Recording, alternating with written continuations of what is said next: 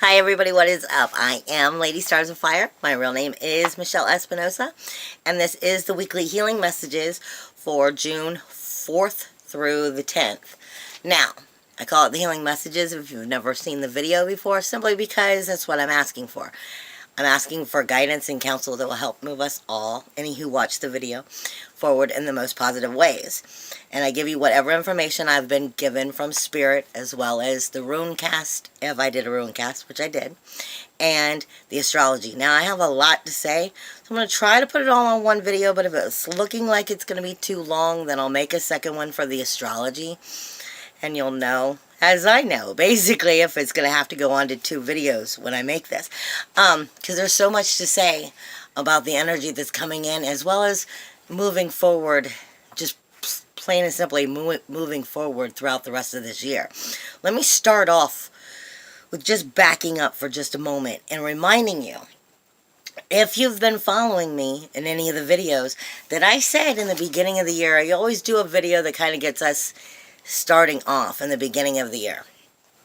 And I said in that video that I really felt the power of thunder and lightning both coming in. Ego and soul coming in this year. And that's going so much on a deeper level with the different dimensions and so forth coming full circle and helping you to evolve. However, if you're not on that understanding yet, let me back up and just go, that has to do with the number 2 and moving forward. Because everybody, and I still don't know why they're doing it, 2018, 8, 1, 9, plus the 2, 10, 11. So they've been calling it a number 11 year. But I don't understand why they just keep stopping at number 11. You break it down again and it brings you to a number 2 year. And I'm bringing you back to that because that's important for you to realize at this time. This is the 2 year in a cycle of 10. And the 10 always brings you back to a 1. So it's always a cycle of 10 as you're going through of those years. Now, in a 2 year, we're talking about faith, we're talking about courage, we're talking about trust. But more importantly, we're talking about growth through harmony and balance. And the only way you can grow through harmony and balance is by seeing where it's not. And that also deals with, you know, the idea of a union. Okay? And for soulfulness, that would be soul versus ego. So you're coming into humility and humbleness, basically. And number 2 year is evaluating that before you move forward. I said it once earlier this year, that there's trilogies and movies that you have that, you know, you like this one, and then you might like 1, and you might like 3. You don't really like 2 as much. But without 2, the rest of the trilogies don't make any sense. It's one of those kinds of years. And what's happening right now, how I keep saying there's a veil over things, it's kind of that kind of energy. And it's a very positive energy coming in. But there's a little trickery in that. Also remember, this is the month of June. This is the month for the number 6 in general. And you are going to have a power day on 6/6, because it's the energy being hit twice. And 6 is sacrificing, caring, healing, protecting, but it's also responsibility. Number 6 is the number of man. It is a reminder of times that are in need of light, or bringing light to the surface. Sometimes through the darkness, bringing light to the surface. But it's also a time of finding that peace and creating that harmony is what is needed. That's what number 6 comes down to being about. Also, but it also has to do with family ties. So it's a very positive energy, but it's a positive energy that you have to pull in. You have to bring to you in order to actually achieve it. And with that being said, now let me go into this week. Like I said, this is for June 4th through the 10th. Because I'm kind of getting 2 sides of energies from Spirit of what they're giving me. First off, I'm getting like a question to give to you. What do you covet? What do you yearn for? What are you going for? What are you coveting and yearning for and goaling for in your heart, in your soul? Because that's what you need to be paying attention to right now. That is where the light is. And that is going to be giving you the right direction. Don't be coveting or yearning for what's not as soulful for you. Because it may lead you in that veil astray right now. Basically, go for broke. Go for where the heart is. Go for where the soul is. You may not get there yet, but that's going to keep you in the right direction. And the reason I'm saying that is because I'm being shown what I want to call is the beacon. But I'm being shown it, I guess, also to give to you all, like the lantern or the lighthouse, the candle. Where is the light? Where is the beacon? Once you find the beacon, keep one eye on it and keep yourself in that direction. Stand firm and grounded, but keep yourself going in that direction and make sure you're heading towards the beacon is what I'm saying, what I'm being told. Because the other side of what I'm being given this week is kind of hidden in astrology. It's like a chain reaction. But I'm being shown and I'm being told the left, and lead. I'm going to walk you through it, but I'm going to start by going, making this kind of come full circle, because I'm being reminded also of, this week has got a lot of fire in it, even though there's a grand trine of water. There's a grand trine of water, which is definitely bringing healing in, and I'll get to that when I get to the astrology. However, fire is sometimes seen as spirit. But fire still has to be balanced. It's a delicate balance, is what I'm being reminded. Fire can just burn like a wild brush fire out of control and damage and destroy things. But fire can also be so delicate that water can put it out. That air blowing can put it out. But fire is made up of 4 elements. It's the spirit of the fire, the action of the fire itself, the heat of the fire, but it also is of water vapor. It also is of oxygen, which is of air, and it has to have a grounded spot for the fire to take place from, so that it gives you a piece of earth. So they become 4 in 1, and that's reminding us, in order to stand in our true fire, our true flame, and empower ourselves with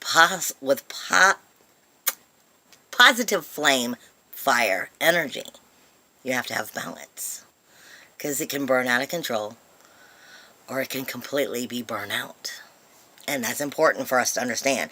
Now, they're saying use that energy as you're going towards the beacon, going towards, what would be your lighthouse, what would be the lantern, the light that's helping show you way.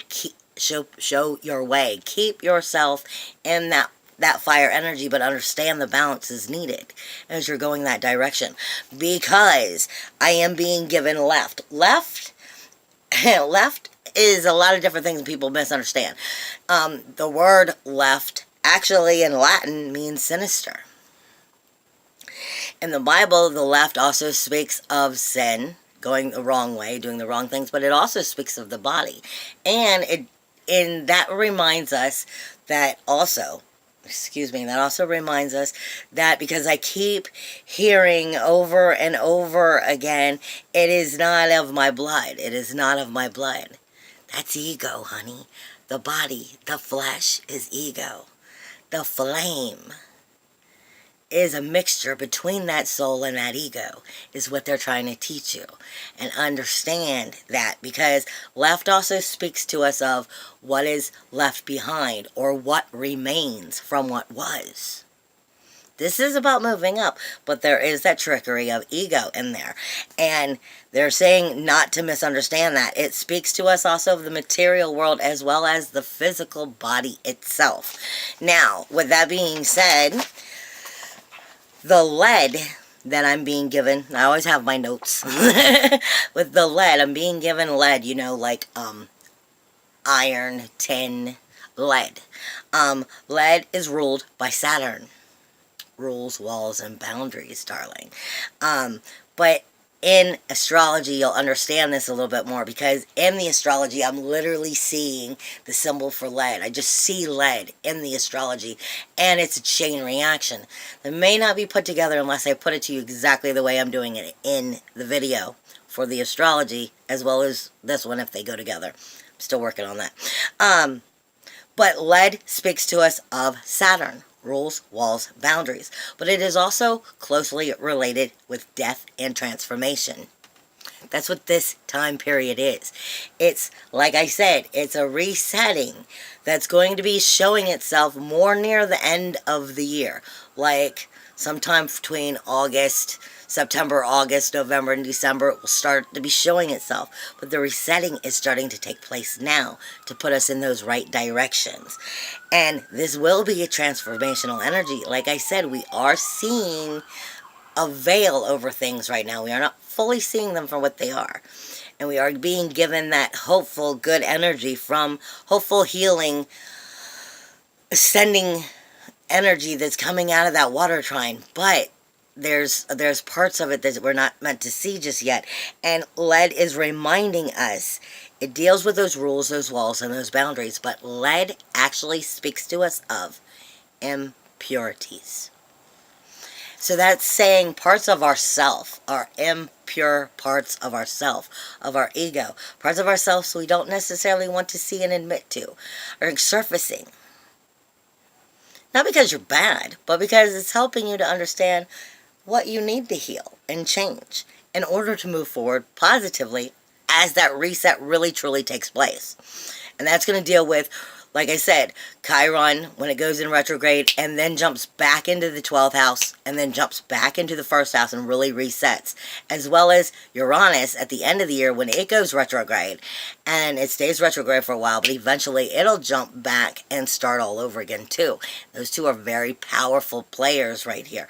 And don't forget how Maya and Maki Maki are also in Libra right now, which is the universal 7th house, and that is your collective consciousness and the map of where you are on the lotus flower.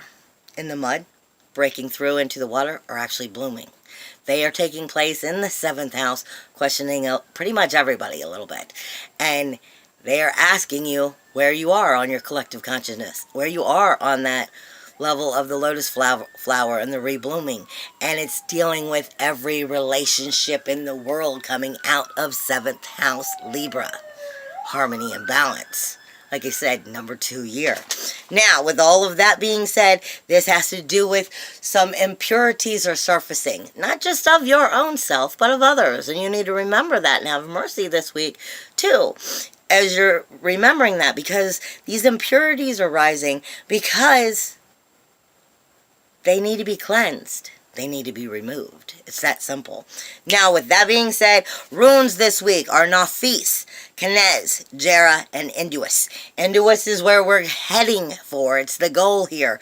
But the other energies are what is going to be causing you a little bit of opposition, friction, getting there. Because Nathis speaks to us of resistance and friction. It speaks to us of karmic obstacles.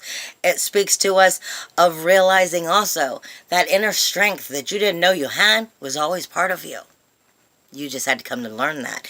It's every challenge is just a measure of one person's hidden strength. But it's warming the fires from within. Not letting the fires get out of control. But you do have to deal with those karmic obstacles. Kenez speaks to us of fire and the balance to create. Period. It speaks to us of our character and what we are able to manifest because of our character. This can be a power week for helping you arise in your character and, you know, start to ascend, start to change your character for better. It's not about being the best thing in the world, the best person in the world, without any sin, without any wrong, but it is about doing better than what you have done in the past. Plain and simple. rising to character that is better than what you once were. It is also speaking to us, Kinez, is of our inspiration. It is our start button. It is our go button. But it is sexual energy also, or it could be of children because it is fire transmutation. So it's of your heart and soul. It's not sexual and children. It's one or the other because your children come from you. They are of your heart. But we are also talking about fire energy, which could be passion. So it could be one or the other. Then you have Jera, which is speaking to of cycles. Where are you within the cycles? Is it time for the energy to return? Because Jera speaks to you of returning energies. That would be those karmic obstacles. But it's also speaking to us of putting energy into the external in general. Putting energy into outside of us.